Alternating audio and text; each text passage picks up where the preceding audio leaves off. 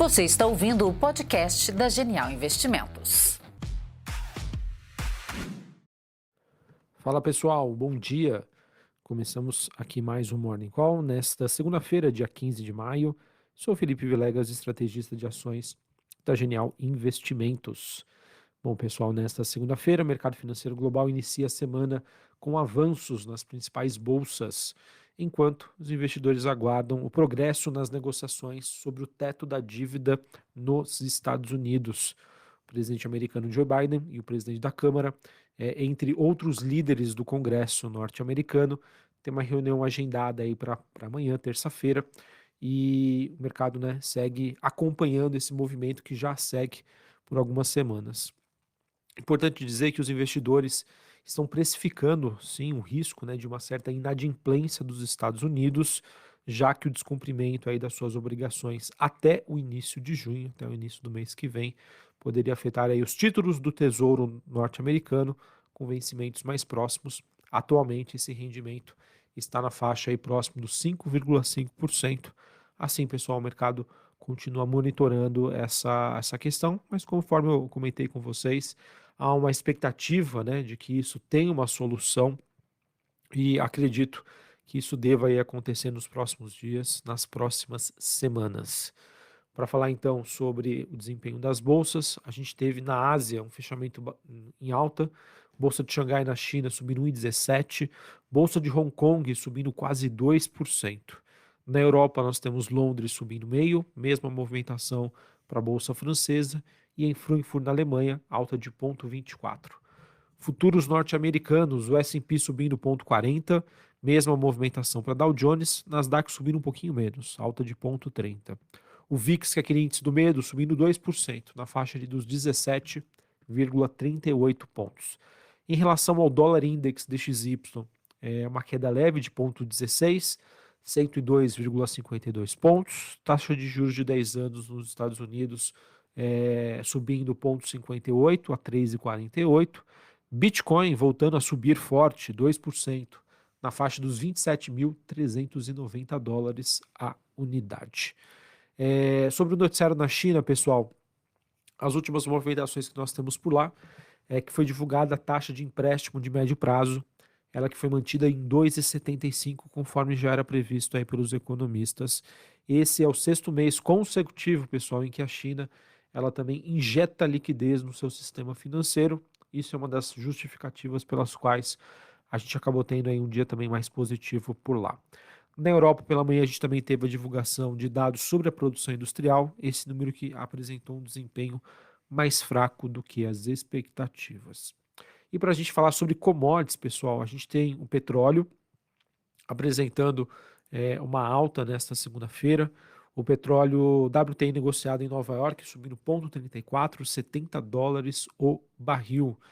Esse movimento acaba sendo influenciado com as perspectivas aí para demanda que acabaram sendo prejudicadas por preocupações com a economia norte-americana e também a recuperação dos Estados Unidos. Esse movimento aí que segue mais lento do que esperado e mais do que justifica aí o petróleo neste nível de preço. A subida de hoje, pessoal, na minha opinião, é uma questão muito mais técnica do que necessariamente uma mudança de fundamento. Já em relação ao minério de ferro na China, a gente teve aí a segunda alta consecutiva, uma alta bastante forte, inclusive hoje. Ele que volta a ser negociado na faixa dos 100 dólares a tonelada seca. Esse movimento de hoje que acaba sendo impulsionado pela alta dos preços do aço e também pela diminuição dos estoques de minério de ferro na China, o que acaba então fazendo com que o mercado faça uns ajustes, já que o minério de ferro vem caindo forte aí nas últimas semanas. Minério de ferro subindo, vocês sabem, é positivo para a Vale, é positivo para as empresas de siderurgia aqui no Brasil, e isso acaba sendo um dos pilares aí de sustentação de um possível movimento de alta hoje para a Bolsa Brasileira. Falando sobre o Brasil, a semana que vai ser marcada então pela apresentação do relatório do novo arcabouço fiscal e também pela divulgação aí de dados de atividade referentes ao mês de março. A gente teve aí o deputado Cláudio Cajado, ele afirmou que pretende finalizar o relatório hoje, até o meio-dia, para apresentação aí em reunião com líderes à noite. Uma vez que esse texto seja aprovado na Câmara, Fernando Haddad e seus auxiliares, né, devem abrir o diálogo com os líderes do Senado para aprovação aí do texto no Congresso. Falando sobre os destaques corporativos, pessoal, acho que o principal deles deve girar em torno da Petrobras, já que foi veiculada na mídia no final de semana que a estatal deve anunciar nesta semana um reajuste nos preços, né, de alguns combustíveis e também divulgar informações sobre sua nova estratégia de formação de preços, tá? Essa informação foi divulgada, né, foi falada pelo presidente da estatal, o Jean Paul Prats.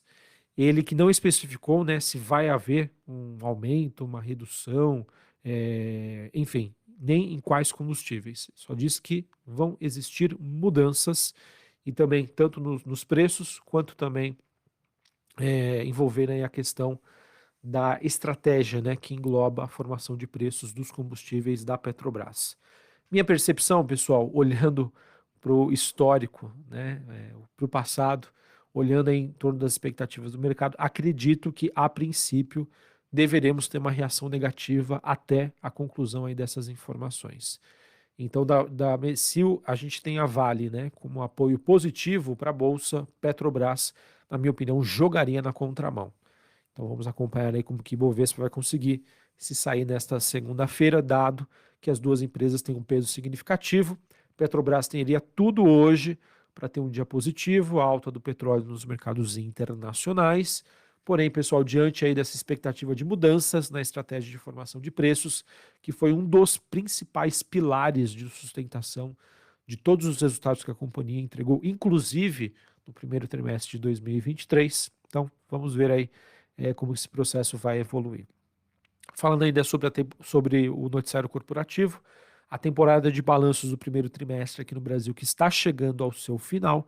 Destaque então para o resultado de Banco do Brasil e outras empresas, como Azul, BB Seguridade, na verdade, que já divulgou, Mater Dei, Ambipar, Anima, BR Foods, Cosan, Cruzeiro do Sul, Eneva, Espaço Laser, Ivan, Apivida, Hermes Pardini, IRB Brasil, Itaúsa, JHSF, Localiza, Marfrig, Marisa, Multilaser, Redditor, Ser Educacional e SLC Agrícola.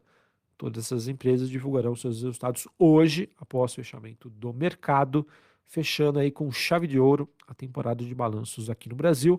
A minha percepção, pessoal, não que os resultados estão ótimos, mas do que era esperado e o que foi divulgado, podemos dizer aí que temos uma surpresa positiva.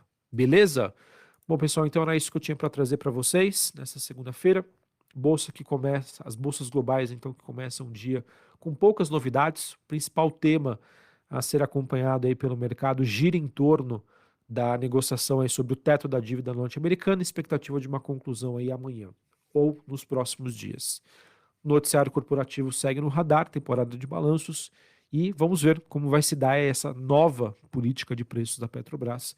Acredito, né, que até a divulgação do dado, inclusive, né, após o mesmo, se não agradar o investidor, pode trazer aí um viés mais negativo. Beleza? Um abraço, uma ótima segunda-feira para vocês, um ótimo início de semana e até mais. Valeu! Você está ouvindo o podcast da Genial Investimentos.